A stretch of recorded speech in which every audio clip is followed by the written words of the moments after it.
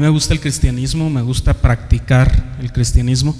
No lo veo como una religión, pero ante el mundo pues somos otra religión o una religión más. Y en ese sentido religioso pues para mí es lo máximo. O sea, el cristianismo es lo mejor que hay en todo sentido, porque guarda la doctrina. Eso es importante, ¿verdad? La doctrina de Cristo.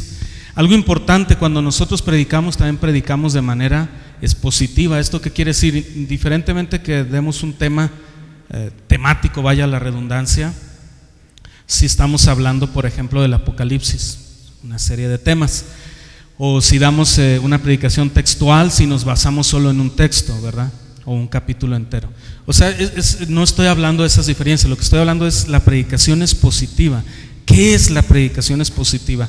Es aquella donde el predicador se ciñe y se somete al texto, y no el texto se somete al predicador, porque eso es una diferencia, y hace una diferencia grande. Cuando nosotros sometemos el texto a nuestras tradiciones, a nuestras costumbres y a nuestros puntos de vista, entonces ya no estamos predicando conforme a la sana doctrina, y ya es más una idea de nosotros, pero no es lo que la Biblia está diciendo. Y eso es importante siempre que guardemos nuestro corazón en el mensaje verdadero de la palabra de Dios. ¿Qué es lo que sí Jesús está diciendo a nuestras vidas hoy? Entonces, expositivamente hoy vamos a entender eso, ¿verdad? Lo que la Biblia dice para nosotros. Y para esto tenemos que ver una serie de versículos. Vamos a ver algunos contextos y vamos a entender un poco más la enseñanza. Estamos en el tema de adoradores. Y tenemos a partir de la semana pasada una división, o una subdivisión mejor dicho, que tiene que ver con los reformadores. Tiene que ver con el espíritu de la reforma. Y hoy vamos a hablar, yo creo, del reformador. En toda esta serie vamos a dejar hasta el último a Jesucristo. Vamos a ver una biografía de Jesucristo, el máximo reformador. Y toda la enseñanza es de Jesucristo. Vamos a estar viendo otros personajes, entonces en ese marco, sin referirnos a Jesucristo, el que él queda excluido de estas clasificaciones, porque él no puede entrar junto con estos personajes. Él es supremo, él es superior, nada se puede comparar al Señor, ¿correcto? Entonces, hablando como hombres, ¿verdad? Creo que el máximo reformador, la figura más prominente de la reforma, es el apóstol Pablo. Estoy totalmente convencido que es el máximo reformador en toda la historia de la iglesia. Es el apóstol Pablo. Fue un hombre que tuvo que romper paradigmas, tuvo que romper moldes, costumbres, tradiciones, cosas tremendas desde su época. Y todavía al día de hoy la enseñanza que el Espíritu Santo dio al apóstol Pablo sigue impactando generaciones enteras y nos sigue apasionando. Si sabemos qué hacer en la iglesia es gracias a la doctrina que el Espíritu Santo dio al apóstol Pablo. Toda la doctrina de la eclesiología o la doctrina de la iglesia viene en las cartas de Pablo. Si no tuviéramos las cartas de Pablo, hermanos, no sabríamos qué venir a hacer en la iglesia en relación a usos, a costumbres, a disciplina, a enseñanza, a comportamiento. Todo eso lo toca Pablo en sus diferentes cartas. Si no tuviéramos las cartas paulinas, imagínense, tendríamos una sequía tremenda. Entonces Dios decidió usar la vida de este hombre de una forma extraordinaria, y él tuvo una actitud maravillosa, que hoy vamos a ver, tuvo la actitud de Jesucristo. Hoy vamos a hablar de la voluntad de Dios. ¿Cómo es la buena voluntad de Dios? Ya hemos dado algunos temas en relación a la voluntad de Dios, y hemos aprendido que no es tan complicado como suena, no es tan difícil como lo percibimos así superficialmente, sino que podemos vivir y hacer la voluntad de Dios. Hay una forma. Lo importante es que podamos pues nosotros entender, ¿sí? Vamos a ver primero el verso 13 del capítulo 2 de Filipenses. ¿Cómo es la buena voluntad de Dios? Filipenses 2:13. ¿Ya lo tiene usted ahí? Porque Dios es el que en vosotros produce así el querer como el hacer. ¿Por qué? Por su buena voluntad. La buena voluntad de Dios. Diga, la buena voluntad de Dios está sobre mi vida y sobre su iglesia. Amén. Eso es el distintivo, eso es lo que hace a la iglesia tener un poder sobrenatural. La iglesia ha impactado toda cultura y toda nación donde se planta. Siempre donde la iglesia se planta, la cultura comienza a ser transformada en lo social, en lo económico, en todas las áreas. Eso es algo maravilloso, ¿verdad?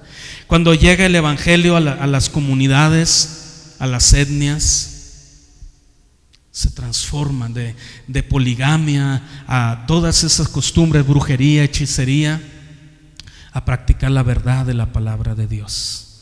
Estamos, hermanos, frente al poder mayor. No hay un poder superior al evangelio.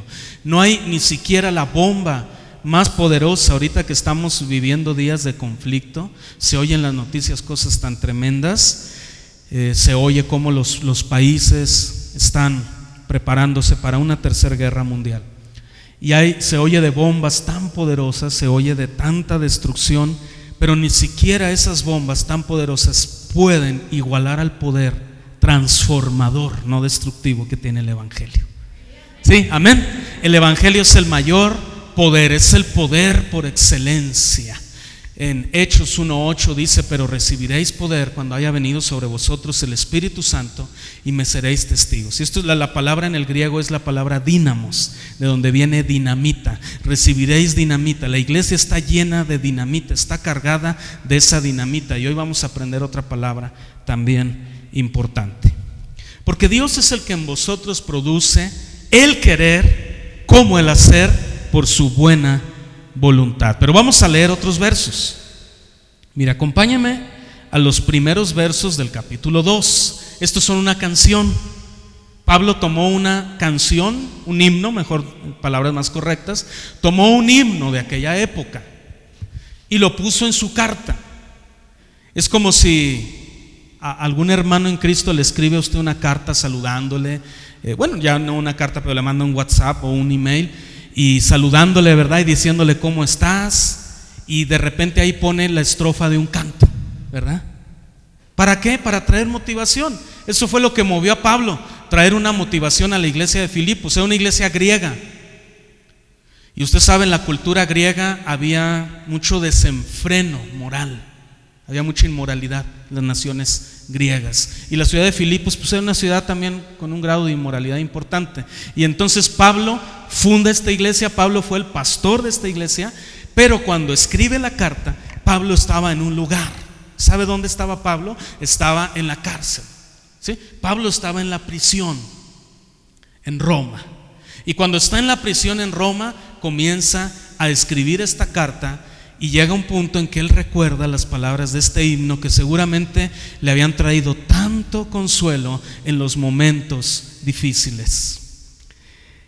Por tanto, si hay alguna consolación en Cristo, si algún consuelo de amor, si alguna comunión del Espíritu, si algún afecto entrañable, si alguna misericordia, completad mi gozo sintiendo lo mismo, teniendo el mismo amor, unánimes, sintiendo, hermanos, ¿qué? Una misma cosa. Ese es el llamado de la iglesia de nuestros días, sentir lo mismo, que es Cristo. Debemos estar unificados por Cristo, porque si perdemos de vista la unificación en Jesús, entonces la iglesia ya habrá perdido. La iglesia habrá muerto cuando no veamos la unidad en Jesús. Somos uno en Jesús. Ve a su alrededor. Esta es su familia. Esta es la gente por la que Cristo murió. Estos somos la iglesia del Señor. Estos somos esta congregación local. Nada hagáis. Ahora nos da instrucciones. Por eso le digo, Pablo siempre fue muy usado en dar enseñanzas que tienen que ver con características morales y prácticas. Nada hagáis por contienda o por qué, o por vanagloria, antes bien con humildad, estimando cada uno a los demás como superiores a él mismo, no mirando cada uno por lo suyo propio, sino cada cual también por lo de los otros. Una vida en comunidad, experimentando entre nosotros empatía. Tenemos que ser una comunidad empática.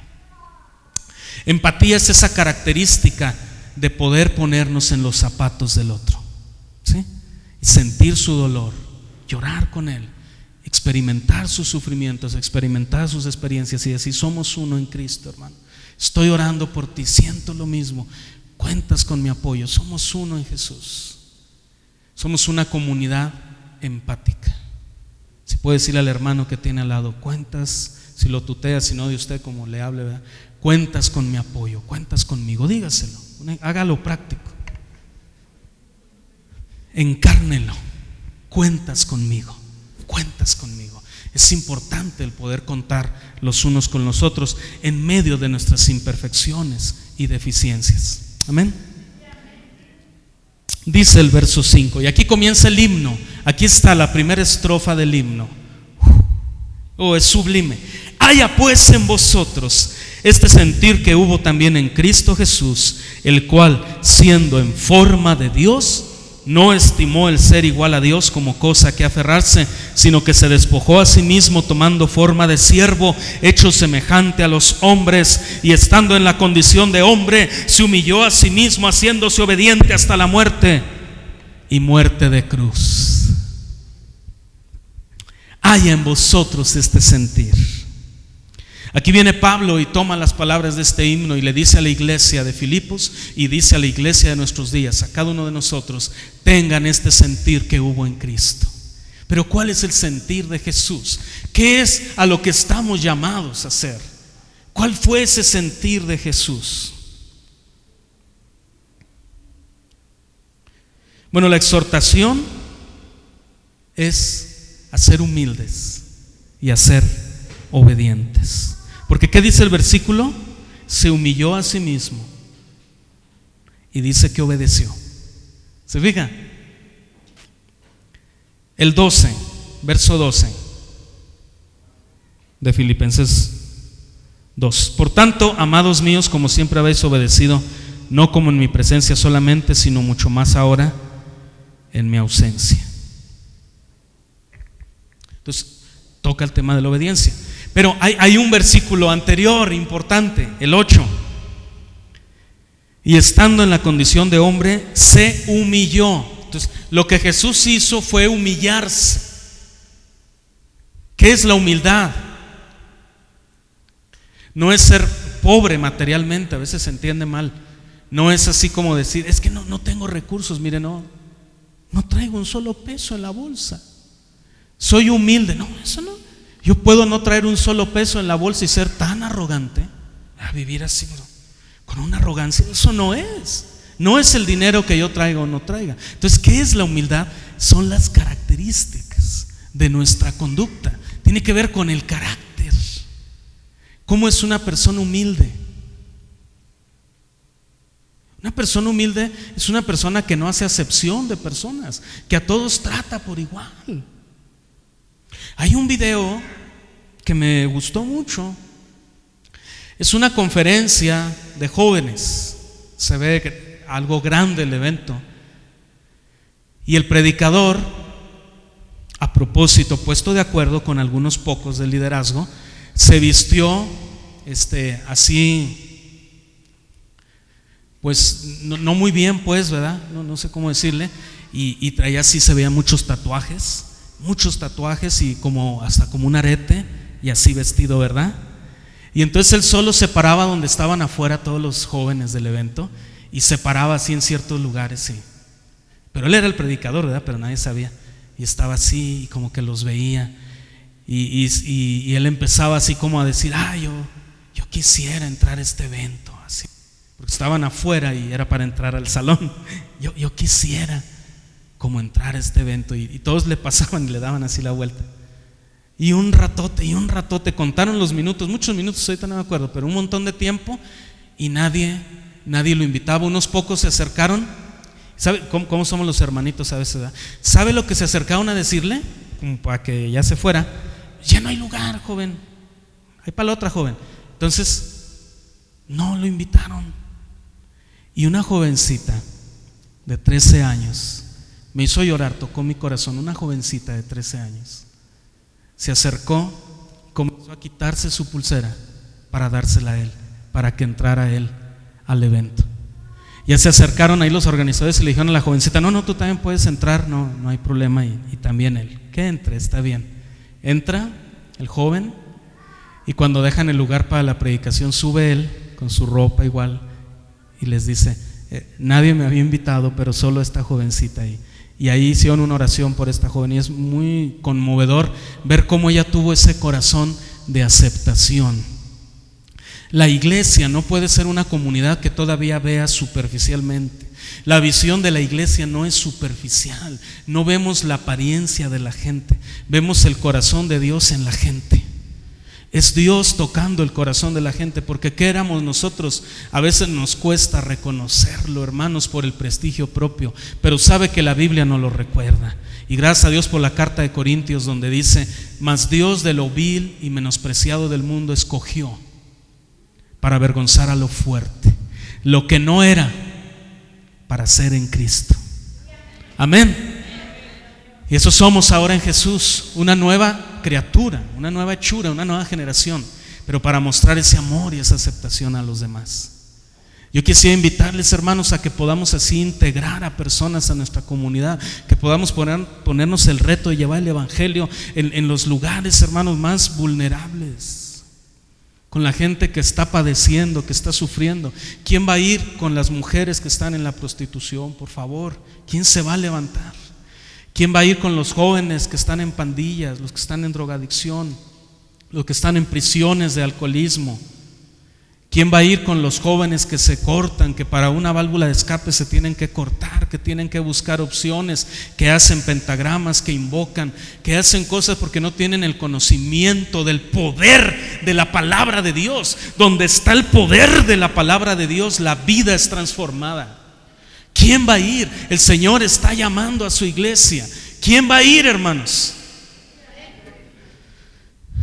Señor, gracias porque Cristo nos muestra, hermanos, que Él fue humilde y Él fue obediente. Y esa es la característica que se nos está pidiendo a nosotros. Haya en vosotros el sentir de Cristo. Dos cosas, recuérdelas siempre, son prácticas, insértelas en su mente, en su memoria: humildad y obediencia. Humildad implica la relación con mis semejantes, ¿verdad?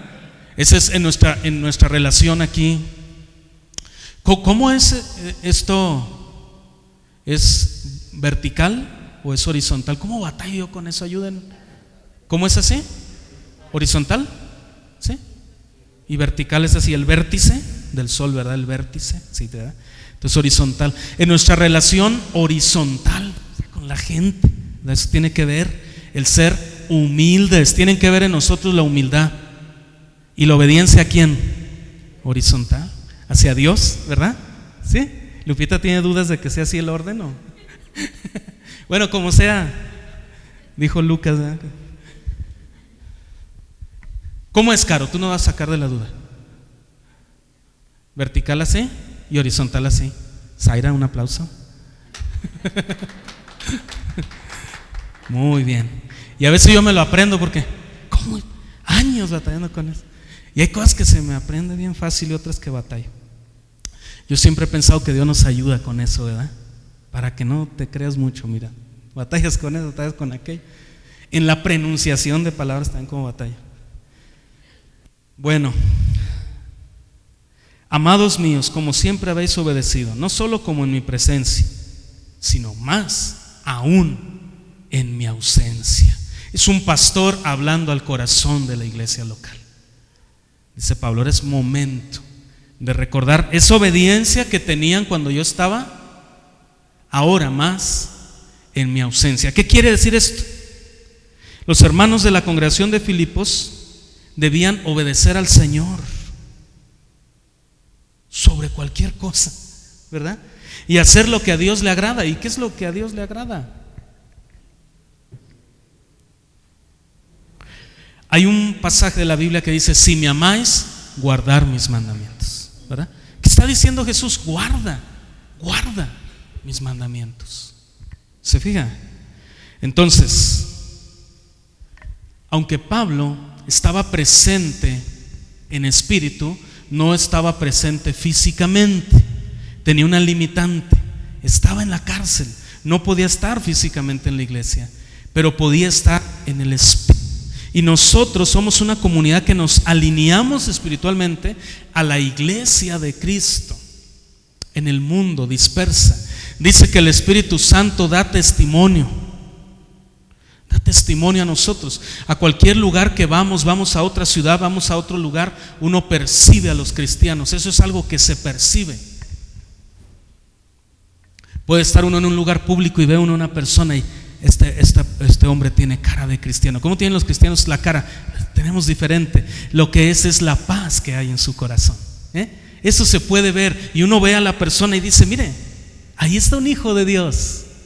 Yo mucho me ha pasado eso, me gozo. A veces en otra ciudad toma uno un taxi y bueno, es obvio, ¿no? Si vamos con una persona, me tocó una vez un taxista que iba, pero no, iba desatado el hombre. Todo el mundo era hijo de no sé quién y bueno, y sacaba las manos y yo, ay, Señor, controle ese joven, ¿qué trae? Pero aceleradísimo, iba enojado y con unas palabras porque uno quiere sacar plática, ¿verdad? En el camino. Ay, y cómo es de bonita esta avenida, ¿verdad? Y ese monumento, ¿cómo se llama? Ni caso me hacía, iba peleándose él. Y a veces me ha tocado taxistas así, antes de que existiera el Uber, ¿verdad? Porque ahorita ya con el Uber no es novedad esto, mucho antes, ¿verdad? En aquellos tiempos oscuros del transporte, ¿verdad? Me tocó taxistas así casi de que pásele, siéntese, quiere un agua, bien amables. Oiga, ¿usted es cristiano? ¿Cómo supo? Usted también, ¿verdad? Es de veras, el Espíritu Santo da testimonio. Es algo bonito, hermanos, es maravilloso. Uno lo puede percibir. Gloria al Señor por eso. Entonces ahí estaba Pablo, pero él estaba alineado con la iglesia. Pablo quería que la congregación de Filipos aprendiera algunas lecciones que nosotros como iglesia del siglo XXI tenemos que tomar muy en cuenta. Entonces vamos a ver cuáles son. Primero, no ser seguidores de hombres. Es un problema y es un mal común de la iglesia de nuestros días, el seguir la figura de un hombre. Ese es un error que nos va a meter en serios problemas y en serios conflictos. Es importante que respetemos la figura de liderazgo. El otro extremo también no es bueno, no es bíblico, el despreciar el liderazgo, ¿verdad? El tener a la gente que está al frente como nada, como peor que una basura, ¿no? Así, ay, sí, es el pastor, es el líder de varones. Ay. No debemos así dirigirnos con la persona. Debe haber un respeto. Bueno, Dios le puso, es el pastor, tiene defectos, tiene errores como yo los tengo, pero Dios le puso aquí, vamos a orar por él, vamos a pedir por él y vamos a caminar en equipo, en comunión. Esa es la relación que Dios nos llama. Hay algunas cosas que dice Dios acerca de los pastores. Dice: orad por ellos. Eso es algo que la Biblia nos enseña en Hebreos. Oren por vuestros pastores. Dice también que no les hagamos el trabajo más pesado a propósito. Hay gente, a veces hay que ser honesto y hablemos de frente y con amor, ¿verdad? Pero lo que es, hay personas que sí son un poquito hostigosas en el ministerio, en los liderazgos, y le hacen la vida un poquito difícil al pastor. Siempre están en contra de algo, siempre están criticando algo, y el pastor hasta ya predica disgusto, ¿verdad? Porque se está cuidando hasta las palabras que dice. Ya se cuida más del hermano que de Dios. Imagínense qué problema tan grande, porque a quién le servimos y a quién le agradamos, a Dios, ¿verdad? Entonces hay gente que si le hacen el trabajo pesado, todo les parece mal. ¿Por qué su esposa viene vestida así? Bueno, unos le dan ganas de decirle: hermano, a mí no me importa cómo se vista su esposa, ¿por qué se mete conmigo? ¿Por qué? Sus hijos, que si se peinan, que si no se peinan, que si se cortan el pelo, que si andan grañudos. Y entonces dice la Biblia, no, honrarlos, dice, obedezcan, también lo dice en Hebreos, obedeced a vuestros pastores, ¿verdad? No provoquéis que hagan su trabajo así como por obligación, ¿verdad? Porque uno todos le va a echar ganas. O sea, uno no va a despreciar al hermano que así se porta con uno lo va a tratar igual a todos, pero ya así como forzado, así: ay, mi hermano, Dios lo bendiga, mi hermano. No nos hagan hablar entre dientes, ¿verdad? Así como: oye, hermanito, ¿cómo le ha ido? Si un día me ven hablando así que no despego los dientes, pues, preocúpese. Ay, estoy diciendo de carga al pastor, yo creo. O se le pegaron los dientes porque se comió un dulce de esos. O las dos cosas. Pero sí, o sea, a veces no hay que ser así nomás por así, pues, ¿verdad, hermanos? Entonces, esos son los extremos, pero no también una idolatría. Hoy se está manejando algo en la iglesia que es una herejía, y de frente lo voy a decir. Y si usted conoce a alguien, pues, para que sepa, así, pero se lo voy a decir como es. No me importa a quién le pueda parecer mal, no de aquí, de nosotros estamos en confianza, pero de fuera, ¿verdad? Que le disguste, ni modo. Y se está usando mucho la paternidad pastoral. No, los pastores no somos sus papás. Somos como un papá en ciertas cosas. Hay ciertos aspectos espiritualmente. Somos como un papá espiritual, ¿verdad? Cuidamos, velamos por sus almas, por su nutrición, ¿verdad? Entonces hay como un trabajo un poquito parecido a un papá, pero es una figura espiritual. Pero yo no quiero que nadie de aquí me diga papá, por el amor de Dios, hermanos. Tengo mis hijos, gracias a Dios. Yo no soy su papá de ustedes. Y hay miembros de las iglesias que les dicen a sus pastores papá. Y ahora, como en Facebook uno anda de chismoso enterándose de la vida ajena que uno ni le interesa, ¿verdad? Y me he encontrado con ovejas de otros pastores que le ponen papá. ¿Cómo está, papá? Achi. Yo le iba a poner, ¿y la Cheyenne, papá? O sea, no. No somos papás. No somos pastores. Y sabe que es un pastor, o sea, decimos pastor, y para muchos parecía así como, uy, qué prestigio. Pues no, fíjese que no tanto. ¿Sabe cómo definió Cristo el ministerio pastoral? Siervos inútiles somos. Ándele, mire qué título. El título aquí, gran campaña evangelística. Con ustedes el apóstol sabe cuál. Con ustedes el presbítero de sabe qué cosa. Con ustedes una vez me pusieron en un letrero a mí reverendo para que me sentara. Me sentí un reverendo ridículo. ¿Cómo reverendo? Así me pusieron en la mesa, de veras. Reverendo Eduardo Peñalver. Yo hasta le tuve. No dije, no creo que otro se llame Eduardo Peñalver. Reverendo yo. O sea, me sentí hasta mal, de veras, ridículo. Me senté y bajé el cartoncito. O sea, ¿qué es eso? Títulos y títulos y títulos. ¿Sabe qué? Gran campaña evangelística. Con ustedes el siervo inútil que Dios rescató del lodo cenagoso. Eso somos. Somos siervos inútiles, porque al final del día, hermanos, lo que debimos de haber hecho apenas limitadamente hicimos. Así lo definió Jesús. Todos los que servimos al Señor somos siervos inútiles. No busquemos el aplauso pues de la gente. Entonces lo primero que Pablo está enseñando es: no sigas la figura de un hombre, respeta, honra. Dice, o sea, si la Biblia dice amaos los unos a los otros, pues ya se asume que debe haber un respeto, porque luego se malentienden cosas. Yo no quiero que después de esta predicación muchos se me acerquen y ¿qué hubo, mi siervo inútil? Ese mi inútil, y que no, si no nos vamos a llevar así tampoco. No vamos a agarrar tanta confianza. Pero yo estoy reconociendo quién soy en Cristo. Y yo creo que cada uno de nosotros debemos reconocer quién somos en Jesús. Amén. Dele gloria al Señor. Ahora, no ser seguidores de hombres. Nuestra obediencia principalmente se la debemos al Señor, no a los líderes, no a los pastores. Cada uno de nosotros debemos poner nuestra mirada en quién. Puesto los ojos en Jesús, el autor y consumador de la fe, el cual por el gozo puesto delante de él sufrió el oprobio. Dice que Cristo sintió gozo de morir en la cruz por usted y por mí, y obedeció. ¿Cómo no hemos nosotros de obedecer? Aleluya. ¿Cuántos dan gloria al Señor? Segunda cosa: hacer las cosas para Dios por amor, no por obligación ni imposición. No por imposición, no por obligación. El ministerio no debe ser, hermanos, algo que hagamos por la fuerza. Segunda de Corintios 5:14. Y quien lo tenga lo puede leer.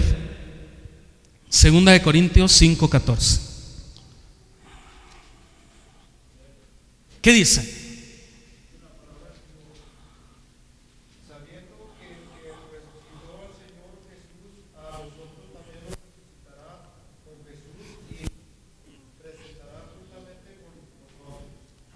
¿Sí es ese? ¿Estamos todos de acuerdo? ¿No? A ver. Segunda de Corintios. Ese.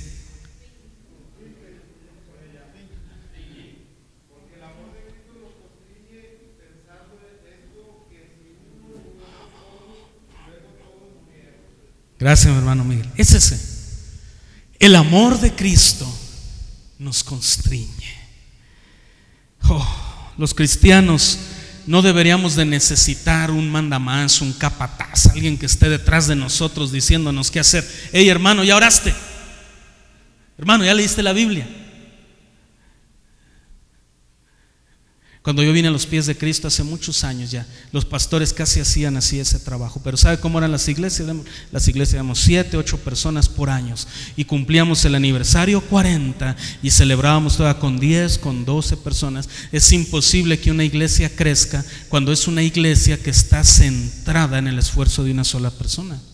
Somos un equipo y cada quien somos responsables de nuestra salvación y de nuestra vida espiritual. Nosotros solamente ponemos como los recursos.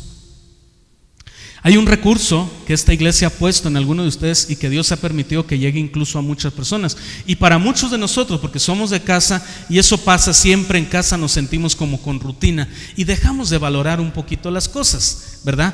Pero el recurso del devocional diario es una herramienta, hermano, que está permitiendo que usted se alinee a la palabra de Dios cada día, y que la están aprovechando muchos hermanos de muchas denominaciones y de muchas iglesias en muchas partes del mundo para la gloria de Dios. Esa es la única explicación que yo puedo tener. Para la gloria de Dios, Él ha permitido eso. Entonces, esa es una herramienta discipular diaria que si ponemos atención, o sea, hay hermanos que a mí me han dicho, hasta el pasaje bíblico nos lee.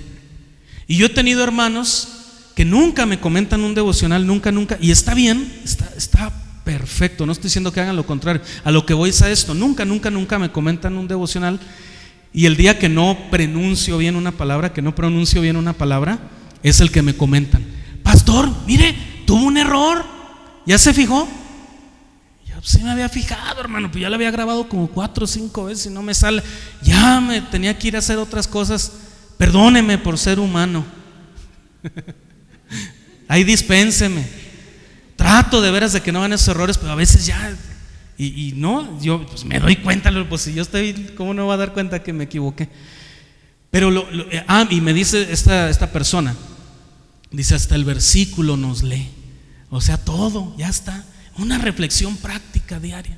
Oye, yo quisiera saber cuántos hermanos de esta iglesia, de verdad sí lo oyen o de verdad sí lo leen. No me conteste. De verdad, pero de verdad, para Dios y por Dios, y para tener una vida espiritual, y para diario buscar algo de la palabra de Dios y seguir un plan de lectura bíblica, ¿verdad? Que Dios siga obrando en nuestras vidas. ¿Por qué? Porque cada uno somos responsables de nuestra vida espiritual. En aquellos años, retomando el tema por el que surgió lo del devocional, en aquellos años que yo vine a Cristo, de verdad que los pastores se ocupaban de uno de todo, ¿verdad? Hermanos, ¿ya leyeron la Biblia? Yo voy hoy en la tarde a leérselas. Y iba el hermano y les leía la Biblia. ¿Y tienen dudas? Yo me imagino a mi pastor, ¿verdad? De aquel tiempo, si en estos días hiciera lo que hacían en ese tiempo, las dudas eran, ¿tienen dudas? Y uno les sale con unas preguntas. Uno piensa que los pastores, yo no sé, son videntes o yo no sé qué son. Oiga, ¿y dónde viene en la Biblia lo de Trump? No, pues no sé, hermano, no tengo idea. No, mire, porque yo vi un video en YouTube. Pues entonces, pues si ya vio el video de YouTube, ¿para qué me pregunta a mí? ¿Para qué me tantea? ¿Dónde viene lo de Rusia? Sí sé alguna cosa, y Magog y todo eso, pero no estoy centrando en eso. O sea, el punto, le hacen unas preguntas uno hiperteológicas así, hiper complicadas. Cuando ya por fin estudió uno para resolver esa, ya la otra, había otra duda de otra cosa. Y así trabajaban los pastores antes. Y ahora, hermanos, es tan dinámico todo. O sea, hay tanta oportunidad de que todos aprendamos y crezcamos y seamos edificados en nuestra fe.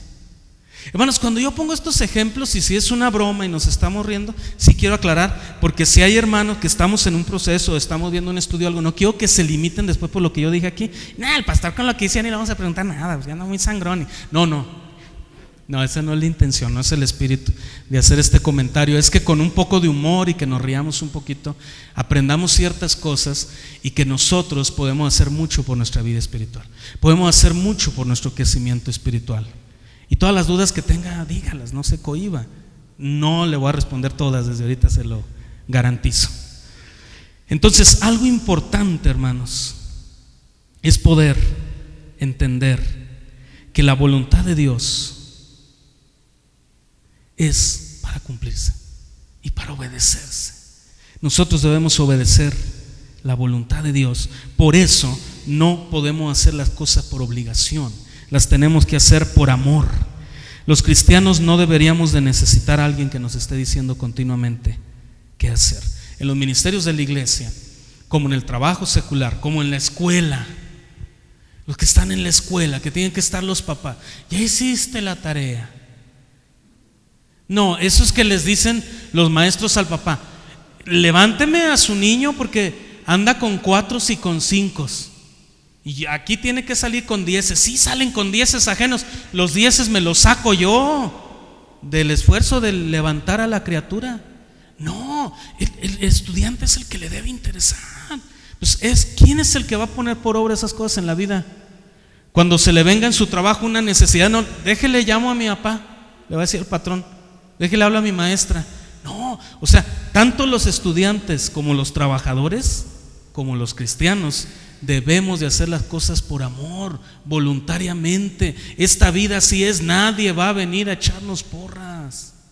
Así es difícil esto. Así es el mundo, hermanos, así son las cosas. El ánimo que tenemos es de Cristo, es del Señor, y somos capaces de animarnos unos a otros, pero con nuestra conducta sometida a Dios. A veces ni siquiera se necesita una palabra. Yo nada más de ver que una persona va creciendo en Cristo, va madurando, va mejorando en la fe, a mí me bendice y me hizo el día. Verlo cuando avanzan en Cristo, eso es una bendición. Entonces, hermanos, debemos de tener un poco más de iniciativa propia. Cuando vemos una necesidad, debemos de ir a donde ahí está la necesidad, ¿verdad? Si usted se ha dado cuenta que a su hermano le falta una cobija, ¿qué va a hacer usted? Lo espiritualizamos y decimos: voy a orar para que Dios le dé la cobija a mi hermano. Y se va a la casa y ni ora nunca, hombre. No ora, nomás lo dijo.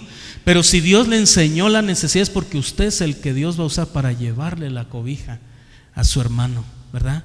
Ya saque todas esas cobijas que tiene ahí en el ropero arriba, que ni las saca cada año, ya huelen húmedas. Regálelas, compártalas, vea la necesidad de otros. Debemos de servir voluntariamente, debemos ser motivados y estimulados en Cristo. Pero hay una parte final del verso 12 que llama mi atención poderosamente. Ocupaos en vuestra salvación con temor y temblor. La segunda parte del versículo 12, sacada de contexto, pareciera que Pablo está hablando de obtener la salvación y luchar por no perderla, viviendo con temor y temblor. Muchas iglesias que predican y enseñan la doctrina de la perseverancia del cristiano para salvación se apoyan en este versículo. Pero no existiría gracia si la salvación la detengo yo en mi esfuerzo. No sería gracia, no sería verdadera salvación en Dios. Entonces la Biblia no está diciendo eso. No está diciendo que yo sostengo o retengo la salvación en mis esfuerzos propios. Lo que realmente está diciendo, Pablo está hablando, es evitar, como lo que escribió el gran reformador Juan Calvino. ¿Sabe qué escribió Juan Calvino? La arrogancia de la seguridad, es decir, vivir una vida sin freno, sin temor a Dios por el simple hecho de ser salvo y no poder perder esa salvación que Él nos ha dado. Eso es lo que está diciendo este versículo. Ocupaos en vuestra salvación con temor y temblor. Vivan vidas santas. No porque no van a perder su salvación, desenfrénense y vivan holgadamente. No, la Biblia está diciendo: deben cuidar su vida, deben cuidar su relación con Dios. Amén. El verso 13, ¿alguien lo quiere leer? Es repaso del que ya habíamos leído, el 13, ¿qué dice?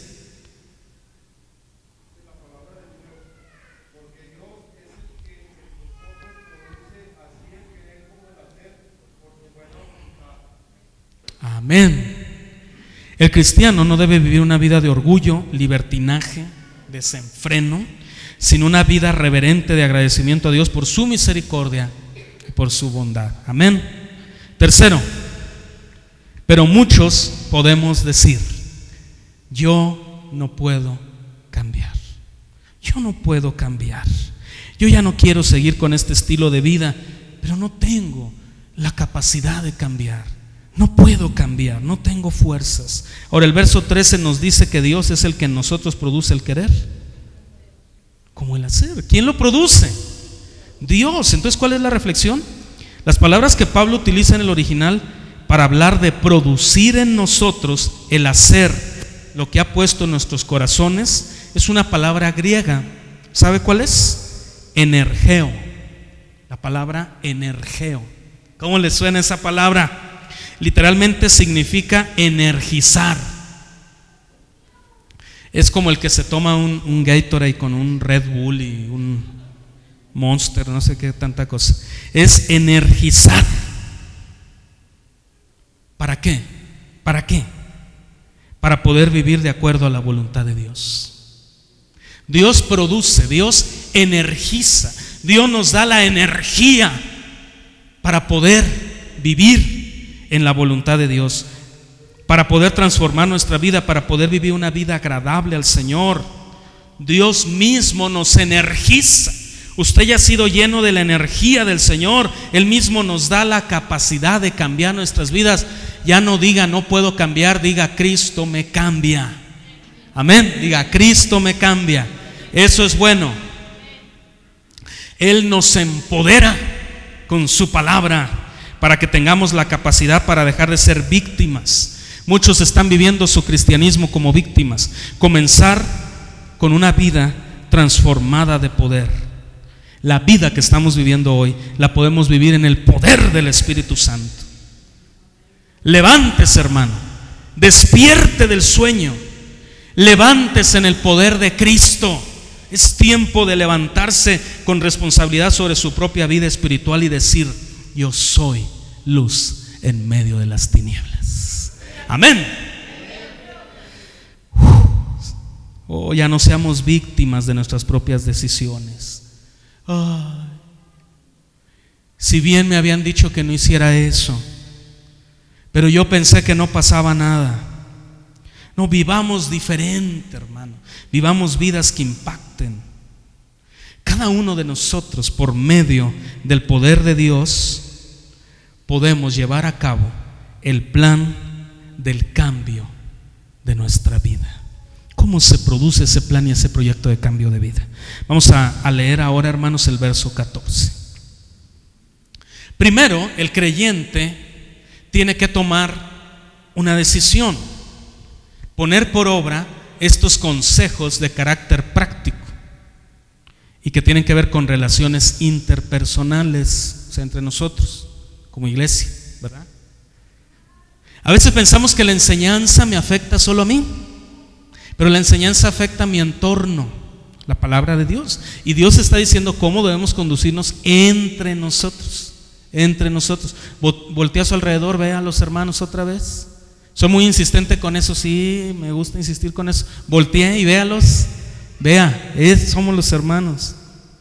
Que los vean. El verso 14 dice: haced todo sin murmuraciones y contiendas. ¡Ay, Dios! ¡Uy! Está poderoso. Hacer todo como, hermanos. Pablo habla en estos versículos del complemento de nuestra obediencia. La obediencia debe ir ligada a una buena actitud. Los cristianos deben tener una buena actitud. ¿Usted ha visto una persona con mala actitud? ¿Sí? Entonces una persona con buena actitud es lo contrario de lo que vio en esa persona. Fácil. Las palabras en el original nos dan más luz a lo que Pablo nos quiere enseñar.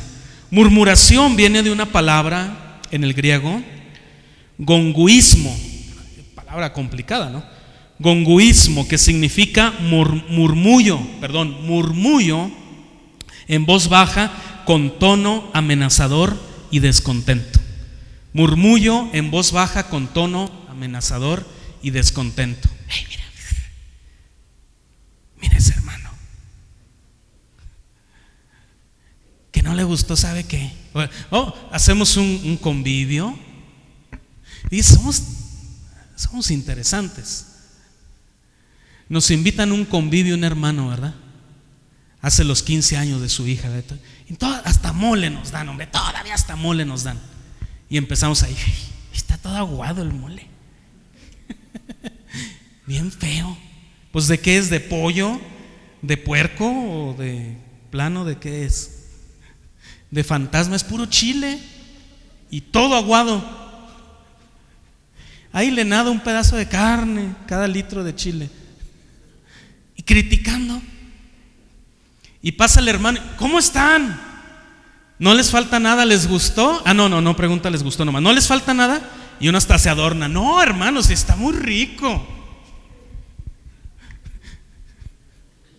Ay, Dios. Yo conocí una vez una persona que le hacía comida, hacía personas en Cristo, que invitaba algo, y renegaba, ¿no? Todo el rato que hacía la comida. Aquí está, renegando, y ay, ¿para qué se invita a este hermano?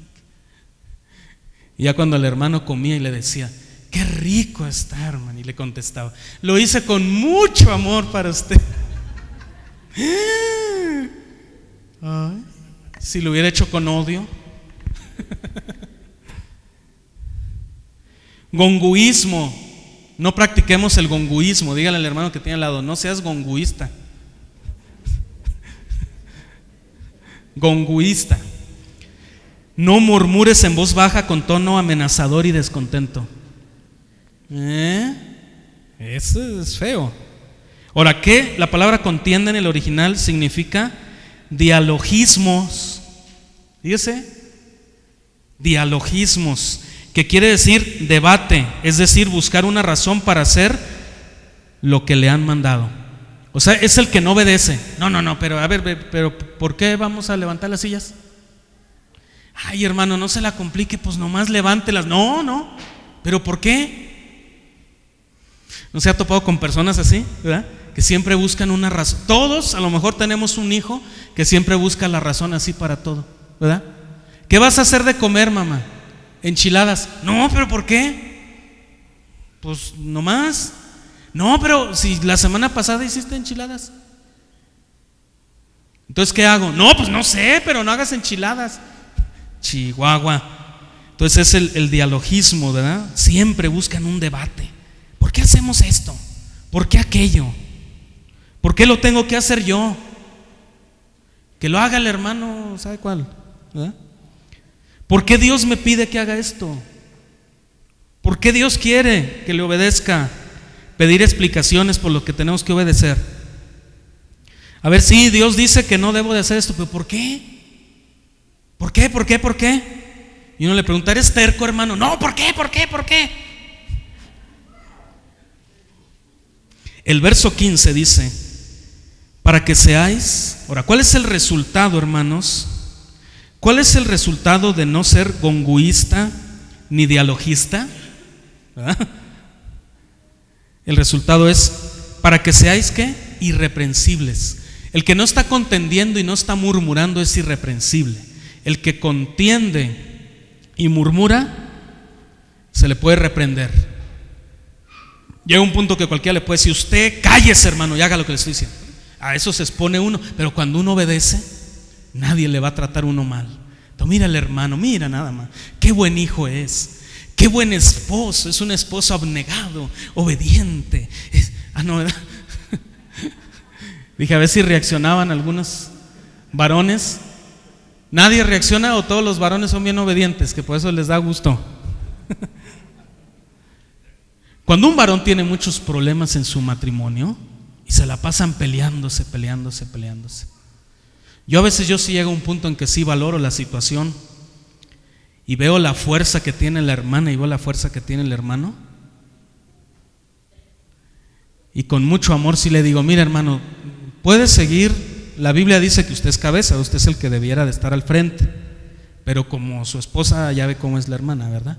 Entonces, y usted quiere seguir en problemas toda la vida, pues siga intentando. Si no, mire, mejor obedézcala, hombre. Ya, viva tranquilo. Pero eso no dice la Biblia. Sí, pues, pero viva tranquilo y ore. Ore que un día Dios le permita tomar su lugar.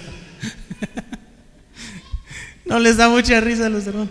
Bien, esto fue un paréntesis, no tiene que ver con la enseñanza. Pero dice: para que seáis irreprensibles y sencillos, hijos de Dios sin mancha, en medio de una generación maligna y perversa,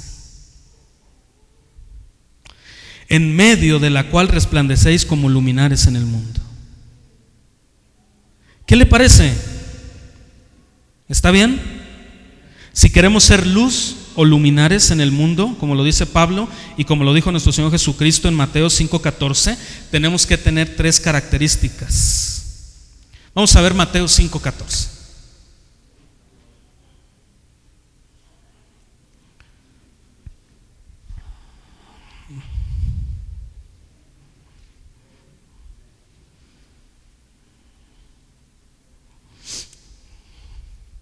Mateo 5:14. ¿Qué dice la palabra del Señor?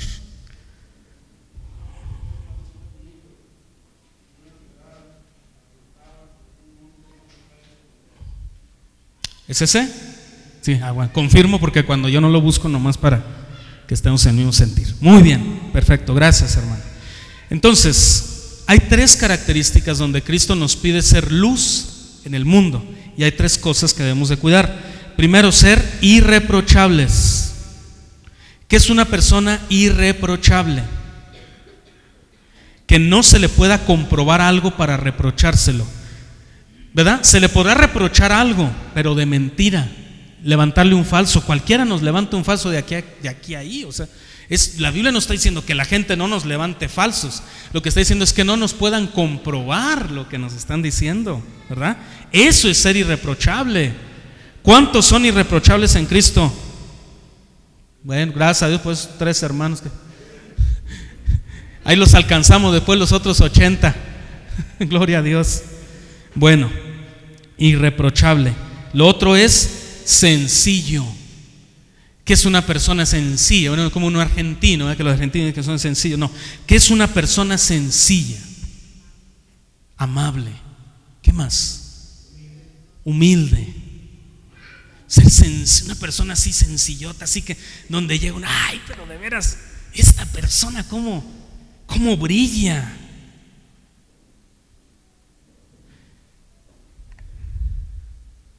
Yo como me acuerdo de un evento de jóvenes hace algunos años,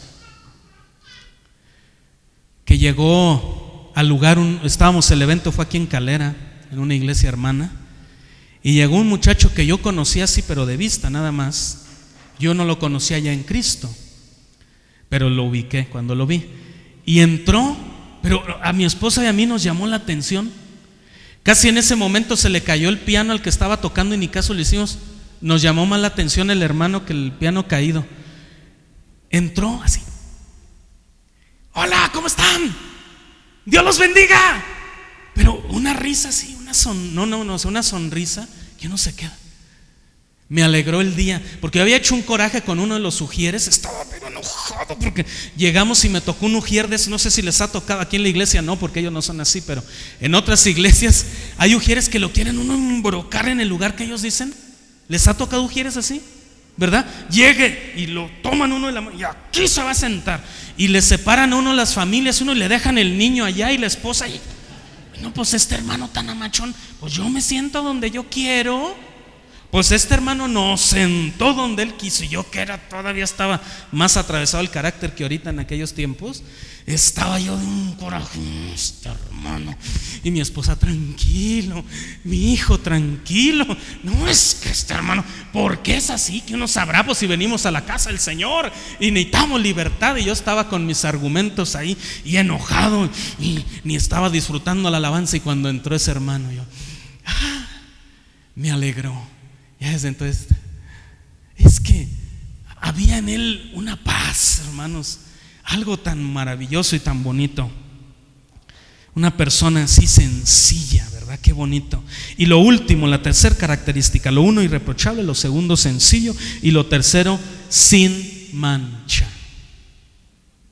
El cristiano debe vivir sin mancha, no manchado. Debemos vivir sin mancha. Ahora, irreprochable es lo que el cristiano es para el mundo. Tiene que tratar de vivir una vida con pureza para que nadie tenga nada que reprocharle. Bien. Segundo, sencillo. Es en el original la palabra akeraios, que significa sin mezcla, no adulterado. Es decir, que el cristiano tiene que tener un corazón lleno de sinceridad, no querer aparentar ser algo que no es. Y es ahí donde la vida de este hermano me bendijo, porque claramente yo vi, este joven no está actuando, este joven ese gozo lo vive y lo tiene en su ser, y por eso lo refleja, y por eso me bendijo tanto. Por eso me bendijo tanto. Y sin mancha, en el original, amomos, que se refiere a lo que es el cristiano ante los ojos de Dios. Lo primero, el irreprochable, es el cristiano a los ojos del mundo. La relación, ¿cómo dijimos? Ya se me olvidó otra vez.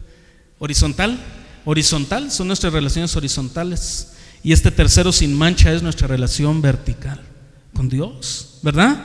Entonces es como somos a los ojos de Dios, una vida agradable a Dios en todo momento. Para poder ser luminares en el mundo, para poder brillar con la luz de Jesús, tenemos que ser irreprochables a los ojos de este mundo. Debemos de ser sinceros con nosotros mismos y debemos de ser agradables a los ojos de Dios. Filipenses 2:16 por último, y se puede poner de pie.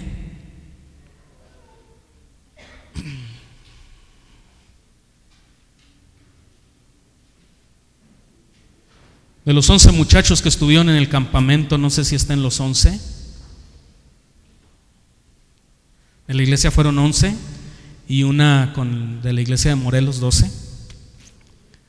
De los 11 jovenazos que fueron, no sé si estén todos, pero ellos tenían una pincelada ya de esta enseñanza, porque fue lo que compartí en el devocional allá. En realidad Dios me dio primero esta enseñanza para la iglesia, y cuando los muchachos me invitaron a predicar allá me dijeron cuál era el versículo, y yo hice, porque era el mismo versículo que Dios me había dado. Así obra Dios, ¿verdad? En formas maravillosas. Así que ellos ya traían un poquito más amarrados, o sea, tienen doble responsabilidad de obedecer esto. Amén. Pero el verso 12 dice: asidos de la palabra de vida, para que en el día de Cristo yo pueda gloriarme de que no he corrido en vano, ni en vano he trabajado. Dice Pablo, asidos de la palabra, asidos del Señor.